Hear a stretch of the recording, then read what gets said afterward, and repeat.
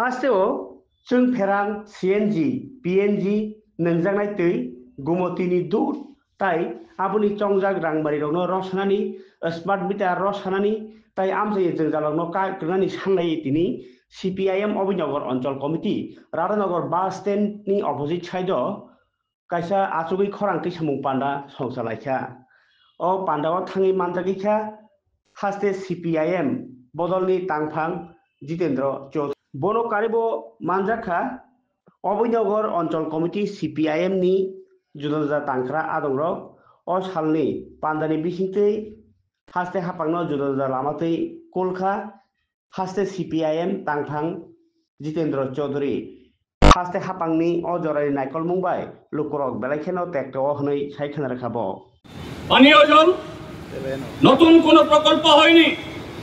বামপন্থী ফ্রন্ট সরকার কতগুলো প্রকল্প শুরু করে দিয়ে গেছেন, সেগুলো ৭.৫ বছরেও চালু করতে পারেনি। কিন্তু হাজার হাজার কোটি টাকা স্মার্ট সিটির নামে, জল জীবন মিশনের নামে, আরবান ডেভেলপমেন্ট নামে খরচ হচ্ছে। আগরতলা স্মার্ট হয়নি, ত্রিপুরা স্মার্ট হয়নি, রাস্তাঘাট, পানীয় জল, বিদ্যুৎ ব্যবস্থা স্মার্ট হয়নি, সাংস্কৃতিক ব্যবস্থার উন্নতি হয়নি, নতুন করে একটা হল নির্মিত হয়নি। কিন্তু স্মার্ট হয়েছে শাসক দলের কিছু লোক, হোমরা চুমড়া, যারা নির্বাচনের জবরদখল করে ছাপ্পা ভোট দিয়ে কর্পোরেটর হয়েছেন, বিধায়ক হয়েছেন। তাদের কয়েকজন, আর তাদেরকে বৃত্ত করে যারা মন্ডলের নেতা হয়েছেন, পৃষ্ঠা প্রমুখ হয়েছেন, অল্প কয়েকজন। তাদের বাড়িঘর স্মার্ট হয়েছে, তাদের চেহারা স্মার্ট হয়েছে, তাদের অর্থ সম্পত্তি স্মার্ট হয়েছে। আর গোটা ত্রিপুরাজ্যের সাথে এই আগরতলা এখন নাগরিক পরিষেবা লাটে উঠে। এটা সকাল থেকে সন্ধ্যা অবধি প্রতিটি চৌমুনিতে সেখানে ট্রাফিক জ্যাম, পথচারীদের জন্য হাঁটার রাস্তা নেই, বাজারগুলো নর্দমা ক্লেরাক্ত, মানুষের নাবিশ্বাস। এই আগরতলা শহরের প্রতিদিন কয়েক লক্ষ মানুষ সারা ত্রিপুরাজ্য থেকে আসেন। এটা আসবে নাই, এটা সমস্ত নগরের চরিত্র এই জায়গাতে। তারা এখানে এসে কোনো অভিজ্ঞতা নিয়ে, ভালো অভিজ্ঞতা নিয়ে যেতে পারেন না। এই রাজধানী শহরে রাজ্যের বিভিন্ন প্রান্ত থেকে বা দেশের অন্য জায়গা থেকে রাজ্য সরকারের, কেন্দ্রীয় সরকারের বিভিন্ন দপ্তরে যারা চাকরি করেন, এদেরও সমপরিমাণ আজকে সেই অভিজ্ঞতা। আর তার সাথে মিলিয়ে শিক্ষা প্রতিষ্ঠানগুলোর চেহারা আপনারা দেখেছেন। কদিন আগে কলেজে ভর্তি নিয়ে কলেজের প্রিন্সিপাল এবং অন্যান্য অধ্যক্ষদের ঘরের ভেতরে ঢুকিয়ে বাইরে থেকে তালাবদ্ধ করে দরজা লাথি মেরে একটা শিক্ষা প্রতিষ্ঠানকে শাসক দলের তথাকথিত দেবতুল্য কারিয়াকর্তারা, যারা এইভাবেই স্মার্ট সিটির টাকায় যারা পুষ্ট হয়ে, যাদের অর্থ সম্পত্তি বৈভব স্মার্ট হচ্ছে, আইন শৃঙ্খলা এবং শিক্ষার যে পবিত্রতাকে তারা আজকে ভুলুণ্ঠিত করছে। এই শহরের আনাচে কানাচে, একেবারে শহরের প্রধান রাস্তায়, থানার নাকের ডগায় নারী নির্যাতন হচ্ছে, ছিনতাই হচ্ছে। একটি ক্ষেত্রেতেও অপরাধী ধরা পড়ে না, শাস্তি তো বহুদূর। যারা আক্রান্ত, লাঞ্ছিত, বঞ্চিত, নীরবে নিবৃতে চোখের জল ফেলা ছাড়া সারা ত্রিপুরাজ্যের মতো আজকে এখানে আগরতলা শহর, এখানে কোনো বিপরীত অভিজ্ঞতা নেই। নগর মানে, নগর শুধু রাজনৈতিক রাজধানী না, পৃথিবীর যে কোনো সভ্যতায়, যে কোনো দেশে, যে কোনো প্রান্তে রাজধানী মানে হলো রাজনৈতিক কেন্দ্র, অর্থনৈতিক কেন্দ্র, সামাজিক কেন্দ্র, শিক্ষার কেন্দ্র, সংস্কৃতির কেন্দ্র। সংস্কৃতি শুধু বিনোদন না, সংস্কৃতি শুধু গান বাজনা না, সংস্কৃতি গোটা সভ্যতাকে, গোটা জাতিকে ঐক্যবদ্ধ করার, সুনাগরিক করার, নতুন প্রজন্মের সাথে অতীতকে পরিচয় করে দেওয়ার, ঐতিহ্য সংস্কৃতির সাথে একটা সেতু তৈরি করা সংস্কৃতি হলো তার মাধ্যম। এই ত্রিপুরাজ্যে বামপন্থী ফ্রন্ট সরকার যখন ছিল, রবীন্দ্র, নজরুল, সুকান্ত, আরো নানা ধরনের জাতীয়, আন্তর্জাতিক বিভিন্ন ইস্যুকে কেন্দ্র করে শিশু থেকে বৃদ্ধ সমস্ত অংশের মানুষ, সেখানে আমাদের এই সামাজিক, ধর্মীয়, ভাষাগত নানা বৈচিত্র্যের মধ্যেও আগরতলা শহরগুলো মাতিয়ে থাকত। খারাপ ত্রিপুরাজ্যের সাথে রবীন্দ্র ভবন,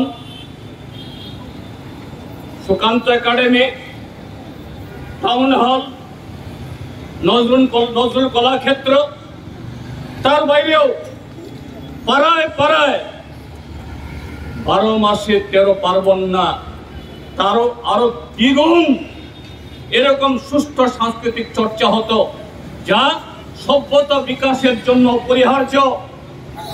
আজকে এগুলো সমস্ত তামাদি হয়ে গেছে, অতীত হয়ে গেছে।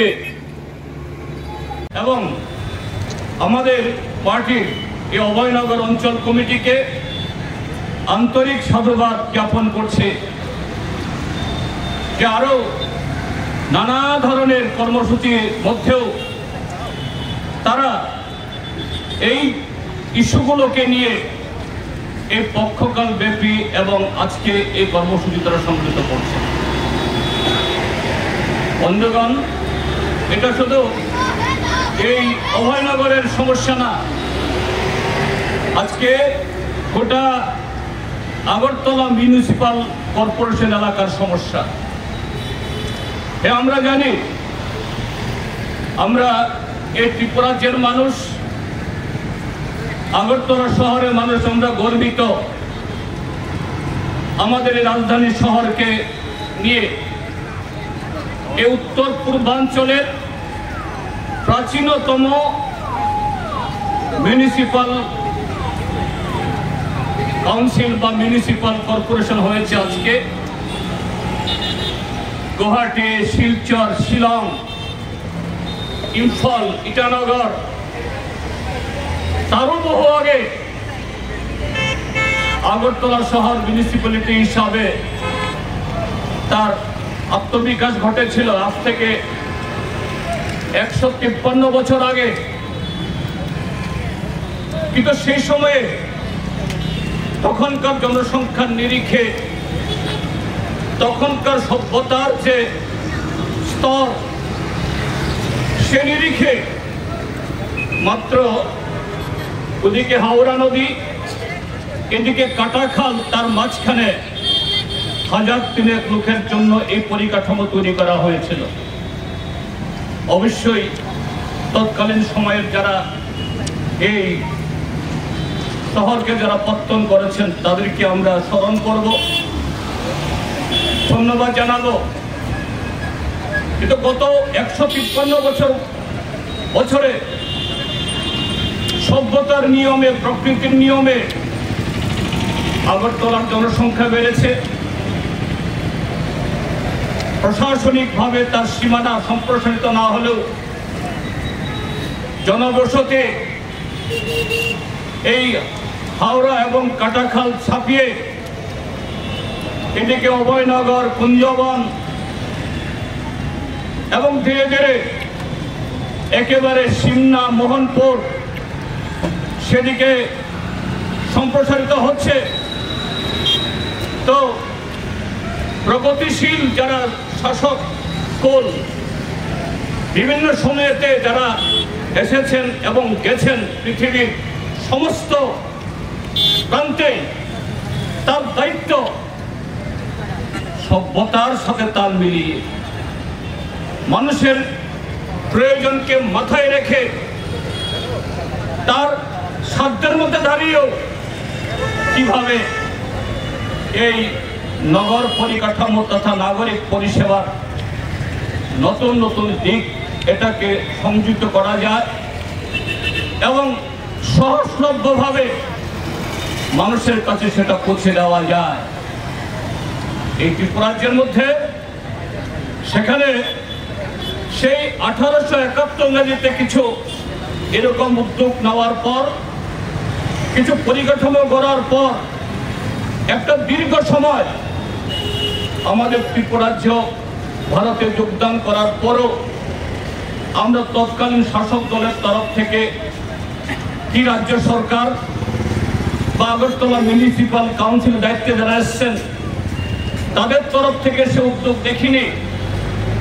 কিন্তু রাজ্যে 1978 ইংরেজিতে বামপন্থী ফ্রন্ট সরকার তৈরি হওয়ার পর মাঝখানে 5 বছর বাদে আবার 1993 ইংরেজিতে যখন বামফ্রন্ট আবার ফিরে আসলো, প্রথম 10 বছর এবং পরবর্তী সময়তে 25 বছর, সেই 35 বছরে সারা ত্রিপুরাজ্যের সাথে সেখানে তার সীমাবদ্ধ ক্ষমতার মধ্যেও কিভাবে এই রাজধানী শহরকে শুধু পরিকাঠামোর দিক থেকে না, নাগরিক পরিষেবা এটা শুধু কিছু পরিকাঠামো গড়ে তুললেই হয় না, তার সাথে শিক্ষা, সংস্কৃতি, শিল্প, কলা, আইন শৃঙ্খলা, স্বাস্থ্য, পানীয় জল, যোগাযোগ এবং আধুনিক সভ্যতার যে